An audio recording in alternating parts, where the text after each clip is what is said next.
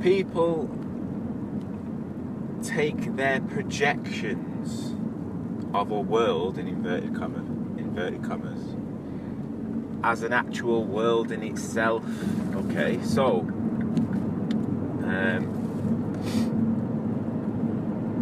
people think that there's an independent material world that's there before you wake up, there before you're born. It's here all the time, and when you die it still remains. Okay, so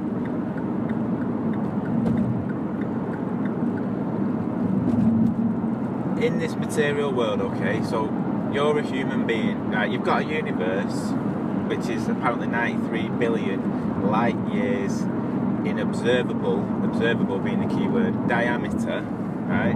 And in this whole universe, right, there's only one planet knowable that has life forms on it, right? Only one out of the whole universe, yeah?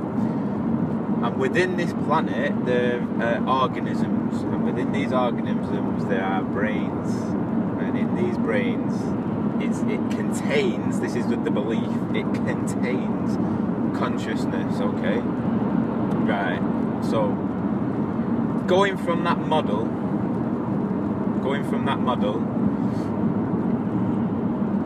everything you see, hear, taste, sense, like sensations, textures, smells, everything, every single thing, right, is a projection of this brain. So straight away, right, and this is in terms of the material world, straight away everything that you experience is from this brain. It's projections from your own brain. I'm going to use brain, not mind, because to me now mind means something else. A lot of teachers say mind, consciousness, mind, and it gets very, very confusing. I'm going to explain it as simply as I can, okay? So everything, this is in duality, this is in the material world, okay? Everything that you experience, and I mean everything, is just what your brain is telling you, basically. So when I'm driving now and I'm looking at some traffic lights turning colours, yeah, I don't know, I really do not know whether them traffic lights actually exist outside of my mind, outside of my brain, okay? I don't know, I wouldn't know, I can't know, right? I cannot know, because all I can see is what my brain's telling me. So I'm seeing my brain, I'm not seeing something else. So it could be like if you're dreaming, yeah, when you're dreaming, everything that you're experiencing in that dream, right, this, again, I'm still in material world, so don't think, oh no, you know, he's not talking about non-duality, he's not talking about enlightenment, because enlightenment is the I'm still in the material world. I'm talking to people that do not have a clue about the true self and who they are, okay? So in a dream, everything that is experienced seems real at the time, right? But then when you wake up, you realise that it was all in your mind, all of it, everything was within your mind, known by your mind, and made of your mind. It wasn't real in terms of the material world. It wasn't real. So how do I know when I'm awake if everything's a part of the mind, right? How do I know that these traffic lights that I'm now sat again is actually there? Is it not again something else that's a part of my mind, right? So now we've gone from the material world, right, using the material world, to, it's not material, it's mental, it's a mental world, probably in both senses of the word, but anyway, it's a mental world. It depends on what you see and how you see it. It depends on how you experience it, okay? So we're sort of like halfway there now, we're sort of like thinking it. So then you think, oh, well, all of this is within me then, yeah? all of this is within me, all of this is known by me, and all of this is made by me. But when you say me, you're talking about a physical body. That's what you're talking about, okay? You're talking about physical body. But just before I go to the next stage, even though it follows on, I just want to make this clear, because this is the point that isn't taught at all, okay? And this is where it's really hard to explain, and this is why I wanted to talk about it. Hopefully I can sort of get the message across, right? If everything that we see is a product of our brains, then, right, when neuroscientists and things like that, or whatever they're called, that study brains, right, because I don't know everything in terms of the material world, right, when these people, that scientists that study brains and stuff like that, they believe that this brain that they're studying, that's showing all these different results and stuff like that, is real. It's a separate brain. It exists in its own right? It doesn't depend on the person. But it doesn't. The person that is experimenting with the brain and testing the brain, they're only seeing their projection of a brain. So again, they're only seeing their mind. So they're basing our life and what it's all about and how it's made up and stuff like that on a projection of a projection. Do you get what I'm trying to say? So how do we even know that brains exist? Do you know what I'm saying? Like, say like you're in a dream, because the dream state is very, very good at describing what it's all about. It's a clue. It's a massive clue, right? I'm not going to go into the depths of it here because I don't think I've got time. We'll start work in 5 minutes, right? But say you're dreaming and you don't know you're dreaming, which is what everyone is sort of now in the waking state. Everyone's in a dream, but they don't realise that they're in a dream. They think it's all real in terms of materiality, right? So say you're dreaming, right?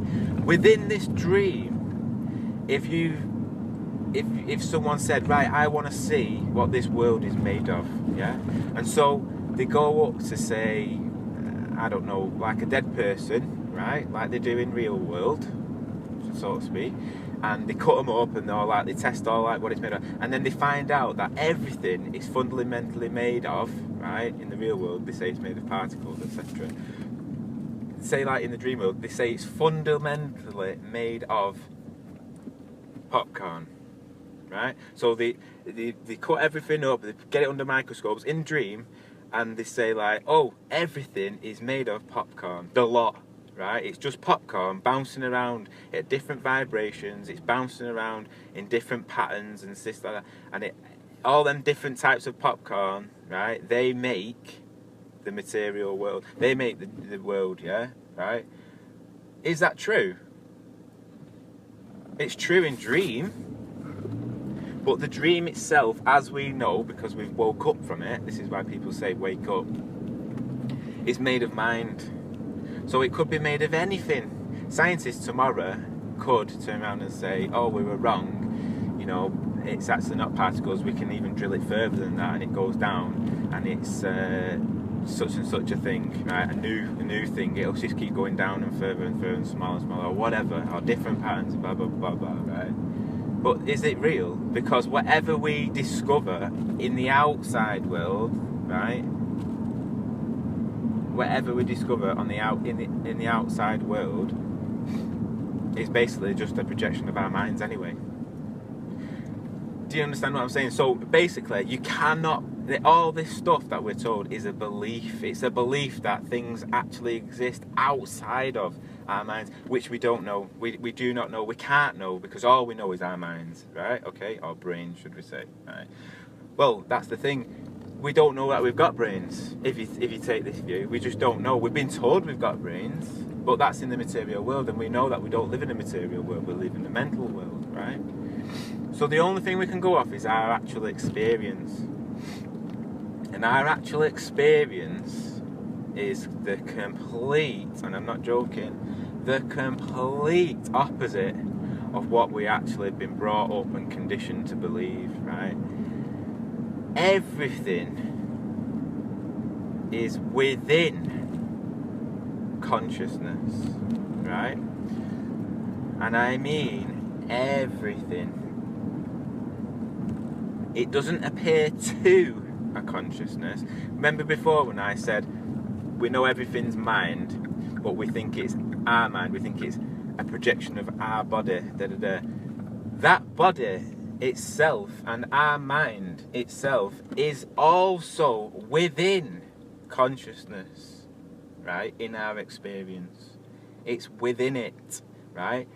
Consciousness isn't contained in a body, because if you go off your experience, if you're a meditator, don't just concentrate on your breath, although that is good. It's good for focus and concentration. But I started off doing that, like in Zen, just concentrate on your breath. Perhaps maybe if I carried on for 50 years or whatever, I might come to the realization that, oh my God, this breath isn't me, it's appearing within me. But just something like that, just me saying that now, next time you meditate, you won't think, oh my breath, I'm breathing or whatever, and I'm just the breath, and I'm just the body. Like, you'll think, this breath is appearing within me, the sensations of my feet on the floor are appearing on me, the sound of a car driving past is appearing with me. Now hang on, 1 minute, the breath is me, the sensations are me, but that car isn't me, but they're both all appearing in me. Everything's appearing in me. So which one am I? And it gets a bit hazy between the inner world and the outside world. I'm going to cut straight to the case. There is no inner world, there is no outside world, there's just consciousness. It's absolutely everything, and I mean everything. Sorry, I'm just concentrating on the road. Yeah, so everything is within you, doesn't appear to you. So say like you hear a sound, okay, of a car driving past, right?